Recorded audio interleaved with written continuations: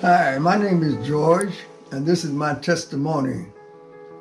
How it was, what happened, and how it is today.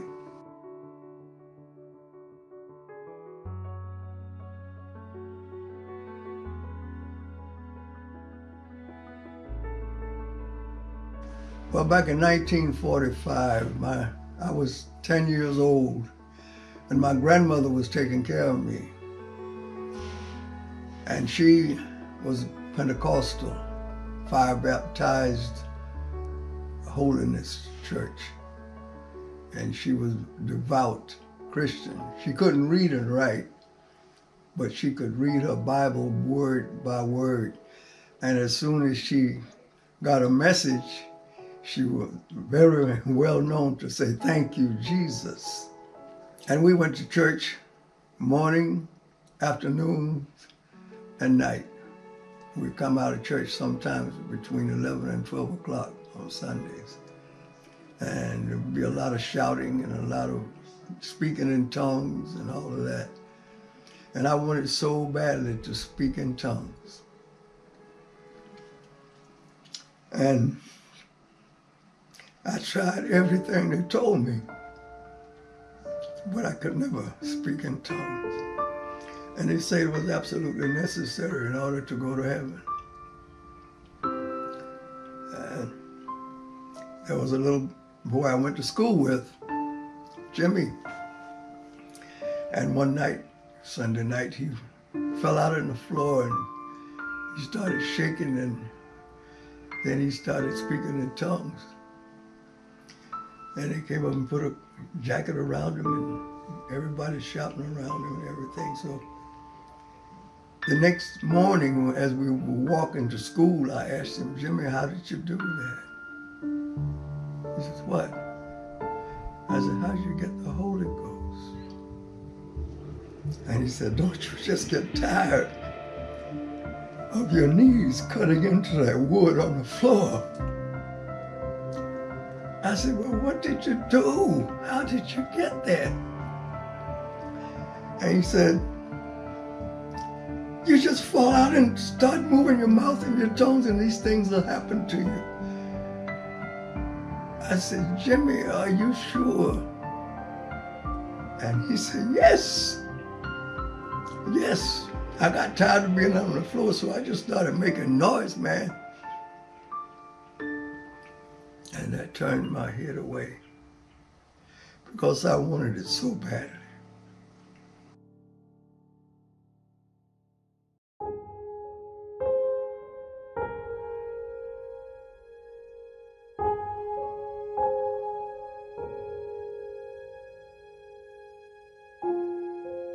Began to smoke cigarettes at about 14, and I started drinking moonshine at 15. And by 17 years of age, I was having sex. And just about everything that appealed to me, that's what I did. Fooling around with sex. My girlfriend became expectant, and I left school and got a job. And we got married. And we had 4 children. It was very difficult because I became addicted to alcohol. And I got addicted to gambling, poker. And I would play poker all night long, and sometimes on Friday morning or Saturday morning, I'd go into my job and borrow some money from my boss to buy food.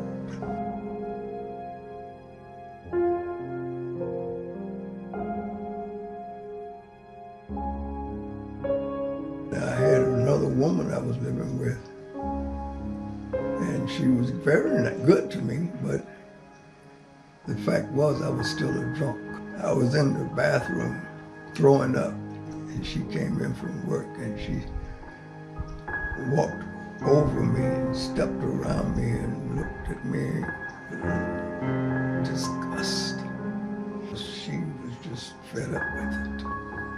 She had a right to be. But then got up and I looked in the mirror. And for the first time, I saw George and who he was. And somehow, some of the words that my grandmother had spoken to me came back to me.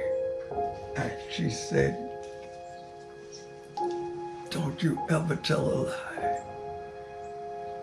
Don't you ever tell a lie, because it'll haunt you the rest of your life." I was lying all the time.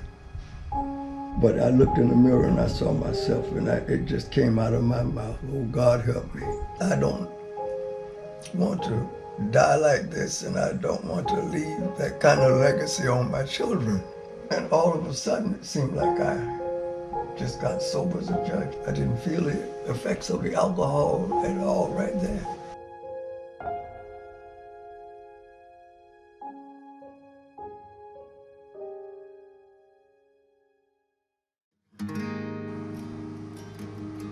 The thing that really brought me back to Christ was the fact that I was sober,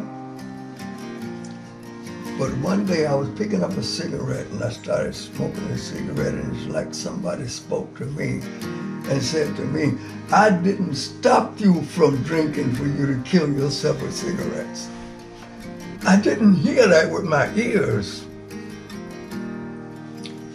but it like it dawned on me, and I just threw the thing down. And when my wife asked me again to go to church, I said, "I'm going with you." And I went with her, and I listened to this sermon. And he said, "You can stop doing whatever you want to stop doing, and you will be free as yourself says. You can stop drinking, you can stop smoking, you can stop doing this or that. But you're doing that on your own, by your own mind. But your mind is still messed up and it needs to be straightened out. The only one can do that is Christ." And for once in my life, it started to hit me here. It's about Jesus, it's not about you.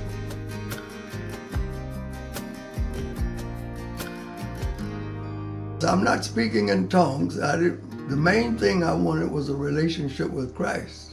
And the thing is, I have a relationship with him now, with no other things about it. It's the fact that him and I are together. And he is my all in all. He's the one that protects me. He's the one who guides me, leads me. He gives me strength for the moment. And I see that he comes to me and sends me to people. He sends people to me. And I'm just a vessel. I'm just a vessel to be used by him. Come what may.